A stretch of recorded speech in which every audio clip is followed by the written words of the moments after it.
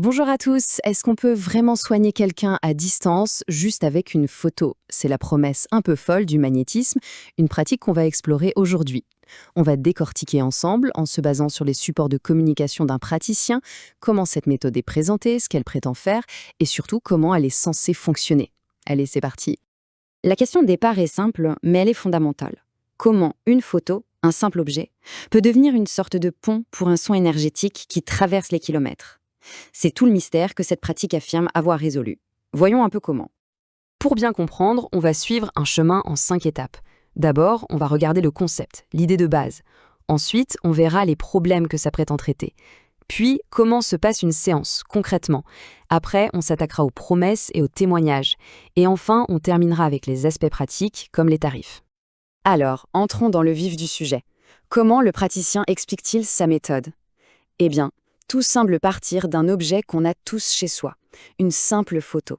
C'est elle qui deviendrait l'outil principal de la connexion. Ici, le processus est découpé en 3 étapes très claires. C'est une manière de rendre un concept un peu abstrait beaucoup plus concret. D'abord, la photo, c'est le support, la base matérielle. Ensuite, elle devient un point d'ancrage, une sorte de cible pour le praticien.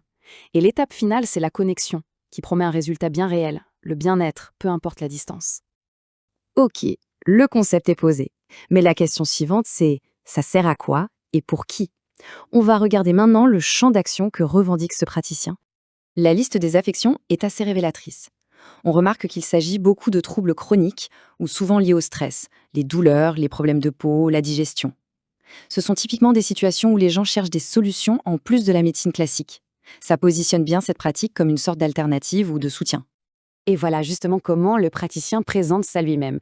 C'est intéressant de voir le visuel qui utilise des codes un peu médicaux et des verbes d'action comme soulager, accompagner, apporter.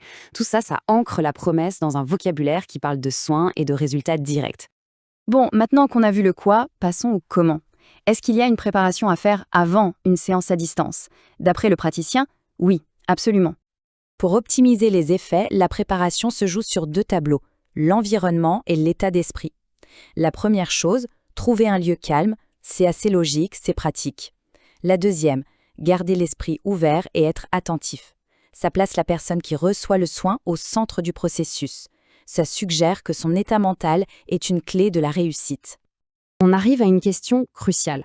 Au-delà du soulagement sur le moment, quels sont les bénéfices à long terme qui sont mis en avant? Le site en parle avec un schéma bien particulier. Cette pyramide, elle est très intéressante dans sa construction. Tout en haut, on a la grande promesse, le bien-être holistique. L'idée, c'est de traiter la personne dans sa globalité, pas juste un symptôme. Et en dessous, la base, c'est les rechutes limitées. L'argument, c'est de dire qu'en agissant sur les causes profondes, on éviterait que les problèmes reviennent. Évidemment, pour soutenir ces promesses, rien ne vaut la preuve par l'exemple. Le site met donc en avant plusieurs témoignages pour illustrer l'impact de la méthode. Ce premier témoignage, c'est vraiment un cas d'école. Le récit est fort, presque dramatique. Je ne pouvais pas marcher. Et la résolution est présentée comme quasi miraculeuse. Le lendemain, plus aucune douleur. Ce genre de narration avant/après, c'est extrêmement puissant pour convaincre. Ce deuxième témoignage, lui, est très stratégique. Il montre que le praticien est polyvalent. Ça va des douleurs au psoriasis et il touche même la sphère familiale avec le soin pour l'enfant. La conclusion, le lendemain plus rien, vient renforcer ce message d'efficacité et de rapidité qu'on a vu juste avant. Après la promesse et la preuve, on en vient logiquement à l'aspect plus terre à terre. Combien ça coûte ce service et comment on fait pour y accéder? La grille des tarifs nous montre une stratégie commerciale qui est bien pensée. D'abord, on segmente le marché.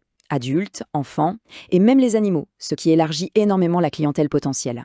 Ensuite, on a des tarifs dégressifs avec des packs, ce qui est une bonne technique pour inciter à s'engager sur plusieurs séances. 50 €, c'est le point d'entrée pour un adulte. C'est le prix de référence, celui à partir duquel les packs vont paraître être une bonne affaire. C'est en quelque sorte le coût d'un premier essai pour se faire une idée. Et pour boucler la boucle, pour conclure le parcours, on trouve cette invitation à l'action, une image qui est assez symbolique, avec une phrase d'encouragement qui résume toute la promesse du service, un chemin accessible vers un mieux-être. En résumé, on a vu comment cette pratique se présente, en structurant son discours de la promesse un peu théorique, à la preuve par les témoignages, jusqu'à l'appel à l'achat. Tout ça soulève une question bien plus large. Dans notre recherche permanente de bien-être, quelle place est-ce qu'on accorde à ces approches complémentaires? La réflexion reste ouverte. Merci d'avoir suivi cette analyse avec nous.